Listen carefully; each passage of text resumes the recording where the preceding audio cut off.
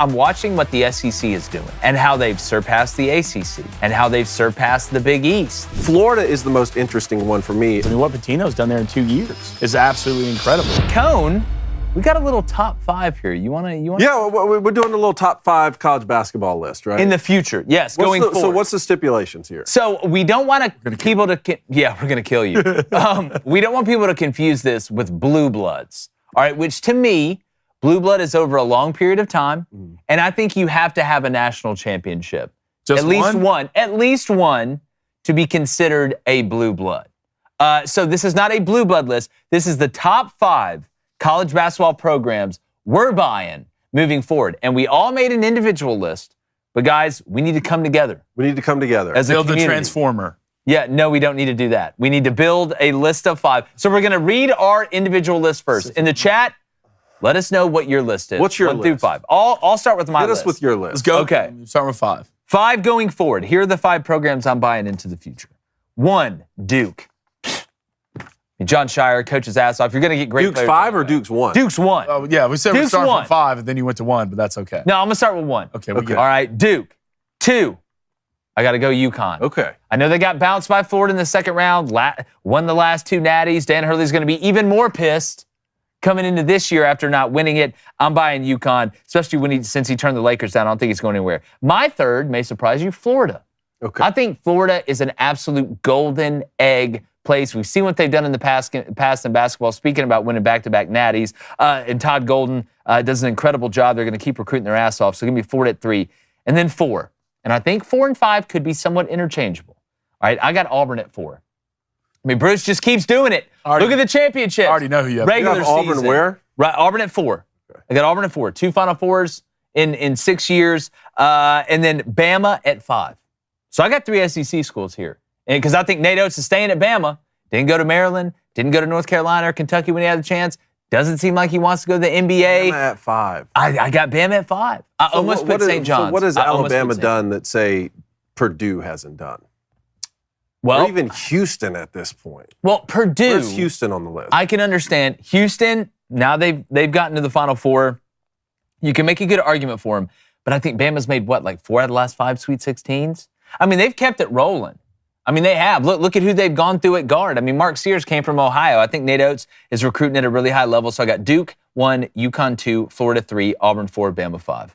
What do you got? Mine's more just traditional blue bloodish too. probably than that. I mean, my first 2 are the same, Duke, UConn. Okay. And then to me, it's still Kansas, North Carolina, and Villanova. And a big reason for that is, I mean, at some point, like Florida's right here to me, even Houston, I can get on board with the Auburn thing. I still wonder, programs that put basketball before they put football, or let me switch that around. Programs that still put football first before they put basketball, how much success long-term can those basketball programs have? And I'm thinking specifically with Auburn and Alabama here, they're always going to primarily be football schools first in a way that Kentucky is not. Like Kentucky puts basketball first before they put football. If Bruce Pearl decides to retire from Auburn after making this Final Four, what does the state of Auburn basketball look like in 3 seasons? Every job that comes open, even if it's football, Blaine's talking about Nate Oates from Alabama taking that job. If Nate Oates leaves after this year, what is the state of Alabama basketball 3 seasons from now? Those are the questions I'm having. Whereas North Carolina is down right this second and barely made it into the tournament, I would still be bullish on North Carolina because I know what they're going to put behind that basketball program. Same with Villanova, same with Kansas, same with schools like that. I totally understand that argument. I don't think you're wrong, but let me counterpoint it. Please. I think Auburn and Alabama have been good enough for long enough now to be able to withstand a changing of the guard and just the brand and the view of it. Because, I mean, you look at the success that they've had. I mean, Bruce has been at Auburn, like 11, 12 years now, something like that. Nate has been at Bama longer than what I think some people have realized. So, if this was just a flash in the pan and then the coach was gone, like Nate Oates goes to the Sweet 16, his third year at Alabama or whatever, and then bolts somewhere else, okay, I can understand that. But I think the staying power with both those guys have put basketball into such a light that the fans expect it. And I think the football money kind of helps. Sure. With basketball. But, you look at the NIL and the commitment the SEC has made. So that's why I think they can withstand it. And will Stephen Pearl, who I think should get the job after Bruce gets done. Will he be able to keep that going? It's still a pearl. He understands the process. Alabama's a hot place to go to right now. I will say the North Carolina thing, though. What about the shoe on the opposite foot? Bill Belichick just got hired in North Carolina. They just pumped, what, 21 mil into that? North Carolina can't even buy a big man right now. That coach, I know. that coach, and Hubert Davis got extended. So, like, I'm not exactly thinking Hubert Davis is this amazing coach right now. So what if North Carolina, but what if North Carolina goes out and makes the college football playoff? Or so you think, like, what if North Carolina basketball goes like Nebraska football? Let's say a little bit. Not saying they'll or fall even off like that drastic. Indiana basketball has. Like, Something why is like Indiana that. not great at basketball every single season? And maybe they'll get back to that. The most interesting part of what you're saying, and I was wondering this when I was making my list earlier, is for schools that put basketball second and put football first, like we're talking about with Alabama and Auburn, can the second sport, basketball, with enough NIL money and enough resources still be better than some schools, say in the Big East maybe, or in the ACC, still be better than those schools who put basketball first, like a Creighton or Villanova or even Kentucky or North Carolina? Where was St. John's on y'all's? Again, how long is Rick Pitino? Rick Pitino, as long as Pitino was there. And again, I think Big East, I think basketball. Now, I think we're living in a world where the Big East could merge with the ACC probably here pretty soon. I mean, you look at somebody like Villanova. Yeah, they're a basketball school because they don't have a Division I football team. They got a football team, but they're not Division I. I'm watching what the SEC is doing and how they've surpassed the ACC and how they've surpassed the Big East. I'm just at the point now where it just seems like it works. Like they decided, hey, we have enough money to do this. We want to take it seriously. And you're seeing the results. And I know Blaine's going to list his top 5, and then we can come together to get a top 5. But I want to ask you quickly, has the SEC done enough to you? Because, again, at the beginning of the tournament, we're like, yeah, they got 14 teams in, but you got to do something during the tournament. They have 7 teams make the Sweet 16, half of the Elite 8. They got 4 in the Elite 8. Now they got 2 in the Final 4. Do you think the SEC's done enough to be like, hey, like this is becoming the best conference of basketball? They've done enough for me to say they've had an incredible year. Again, the whole thing we talked about this entire season is, what if they get 3 out of the 4 teams, which is what I had in my bracket, but say someone like Duke still wins the championship? And I only bring that up because I see Big Ten fans a lot of years say, well, we got 2 of the 4 college football playoff teams. I mean, Georgia still won it all. This was a couple of years ago. But Big Ten fans would brag about that. Well, now the Big Ten has back-to-back national champions in football, and so it sort of seems like the SEC saying, okay, well, we're going to take this now, right? Like, we're going to go take basketball. Florida is the most interesting one for me. Florida, and even you could even put Michigan in this category, too, of programs that still are football first, but have been able to have some success when it comes to basketball. If Florida wins this one this year, that means from the time I've been in college, Florida would have won 3 national championships. It's unbelievable. With different coaches, 2 different coaches. That's impressive. Let's talk about Jeremy's Razors with this great clip that features my brother. Let's play it. Transphobe. Who's there? God, the acting skills. You're such a good actor. Racist. Which I'm not. White silence is violence. No way. in traffic. Is this Razor talking to me? What God, can you see be how that got delivered? unburdened That by was what has perfect. been. I don't even know what that means. Stand back. point. That Razor's woke. You're so weird. Tell him, Stop Siakam. giving your money to woke corporations who hate you. Shave with Jeremy's instead. Thanks, Black Jeremy. Anytime. You nailed Oscar that. performance. I just You don't know- absolutely I just nailed don't know that. why I'm not in more movies than Yeah, commercials. we need to do more movies. Like, they really, look, this is where the money gets made. I'm a natural. Maybe this is how you become Batman. Some people say I'm the next Heath Ledger. So, well, let's hope Whoa, it ends a hold little on bit better. now. Some razors are made for soy lattes and safe spaces, but Jeremy's razors are made for men with a backbone and a beard to tame. Engineered with 5 stainless steel blades and 0 apologies. No lecture, no pandering, just a razor that works. So find out why 250,000 men switch to the politically incorrect razor for men. Shave boldly, live freely. Visit jeremysrazors.com today. All right, Blaine, what's your 5? My 5 is, we're going to start with, do like everybody else. First, Duke. I mean, Yeah. it's obvious. My second is UConn. My third is Houston. My 4th is St. John's. And my 5th is Auburn. Your 5th is Auburn. So you did have Houston in there. Good, showing them some love. and you Absolutely. put St. Well, John- Kevin Sampson's built over there. I mean, it's every Kevin? Kevin, who might go to Gonzaga. But it's every year. I mean, Same question remains, though. What if Kelvin Sampson leaves and takes another job next year or next week?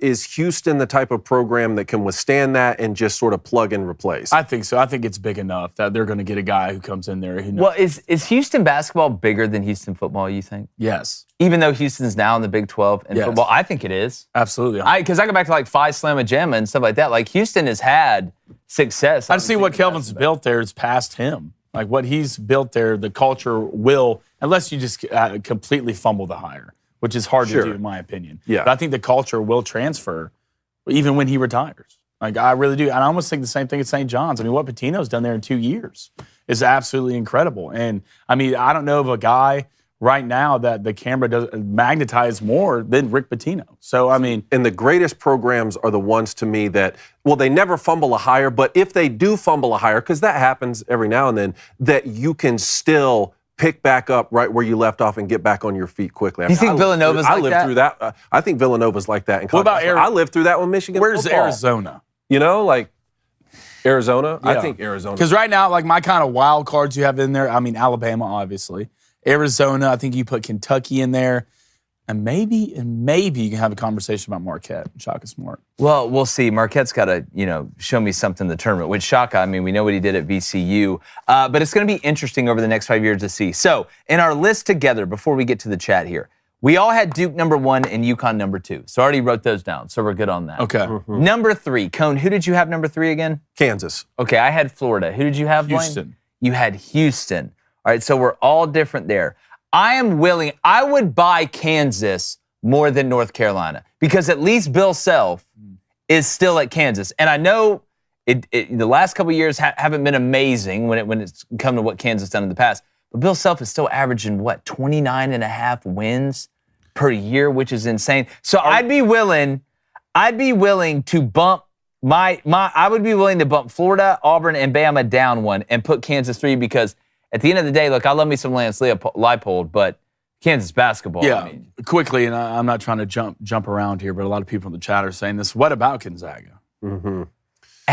Why is Gonzaga not in any of our list?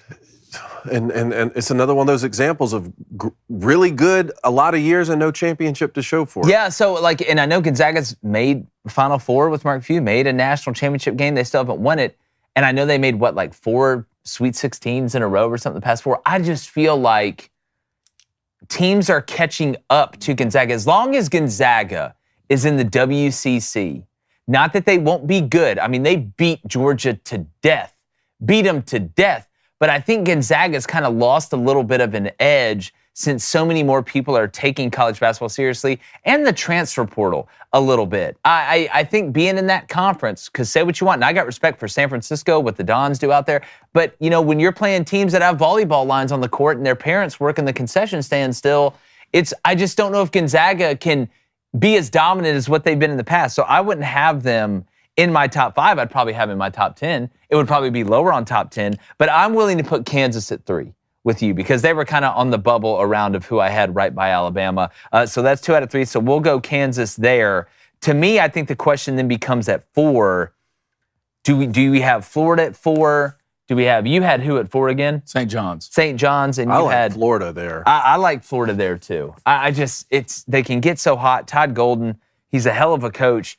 I still, and maybe it's because the era I grew up in, like to your point, man, Billy Donovan had it cooking down there. So good. Get it? I know how hot that place can get. So let's go Florida at 4. And then, Blaine, you know what? I'll give you Houston at 5. I'll roll with Houston at 5. Do we trust Houston in the long run more than Auburn or Bama? Yeah, I mean, that's what it comes down to. Who do you trust more in the long run, Houston, Bama, or Auburn? I think you can make a case for all 3. Say them again. Houston, Alabama, or Auburn. Like in my head, I'm thinking next 5 years, right? Next 5 years, who would you trust more as a program? Houston, Alabama, or Auburn? The Big 12 is a really good basketball conference too. I'm going to say Auburn. People call it a homer take. I think Auburn's here I to don't stay. hate that, assuming that Bruce Pearl would be there for those 5 seasons. Yeah, I would say Auburn, which is a stretch. I don't know how much longer. If Bruce wins the national championship this year, and I have no insider information, I would be shocked if he didn't retire. But if I knew for a fact that Nate Oates would be at Alabama for another 5 years, I would be willing to make that pick as well. I just, I want to see him stay there and stick around, and I don't know if he has any interest in going to the NBA. His name seems to come up every time there's an NBA job. Well, at least from that guy over from there. that guy over there. No, I would say, are y'all good with Auburn at 5? Are you good with that? Oh, I'm yeah, sure you absolutely. Are. All right, so we got Duke 1, UConn 2, Kansas 3, Florida 4, Auburn 5. Chat, tell us how he did. Hey, YouTube, appreciate you guys hopping on. Make sure you hit that subscribe button, turn that notification bell on so you know when Crain and Company goes to college or locker room talk is dropping.